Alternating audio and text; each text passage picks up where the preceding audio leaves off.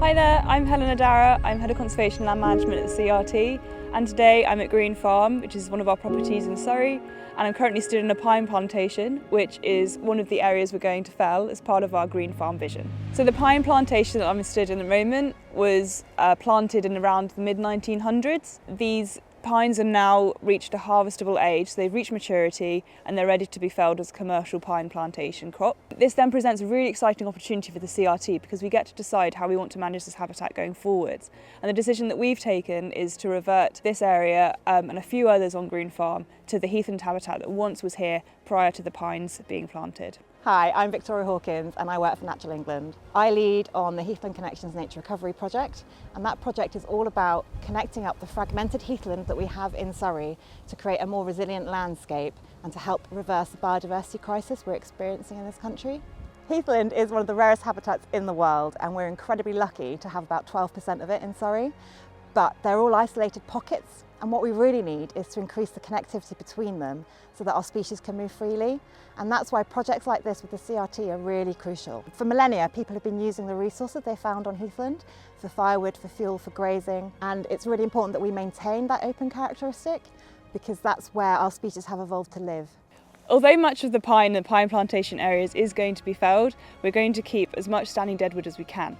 The reason we're doing that is because there's really important habitat for birds such as woodpeckers that will be using these standing deadwood areas to forage for things like beetles and insects and other grubs which live in the rotting bark. So we've talked a little bit about daytime wildlife.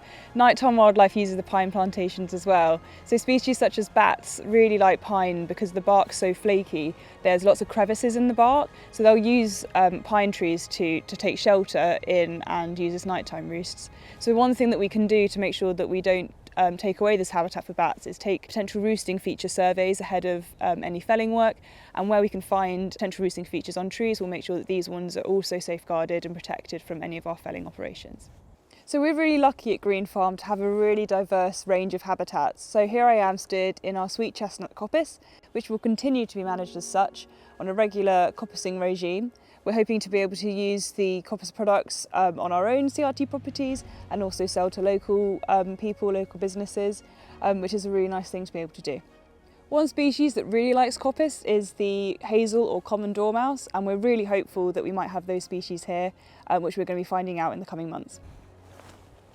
So after the pines have been felled, this is the exact kind of habitat we're looking to create. We've got areas where there's more open heathlands, where we've got different kinds of heathers, and mossy layer on the floor, and then behind me we've got some pine trees and there's a few young oaks coming through. So we're trying to really create this open mosaic habitat which is suited to a really wide range of species. Rather than just having pine plantation on site, we're trying to really increase the breadth and abundance of different kind of habitats, which is just really good for a wide range of nature as opposed to just sort of single and more general species. So Green Farm is already a really important habitat for lots of heathland specialist species. These include the Dartford warbler, which is a bird that enjoys using the gorse and open heathland mosaic. We also have the grayling butterfly, which feeds on heather. And we've got reptiles such as adders and other lizards that will live in the heathland understory.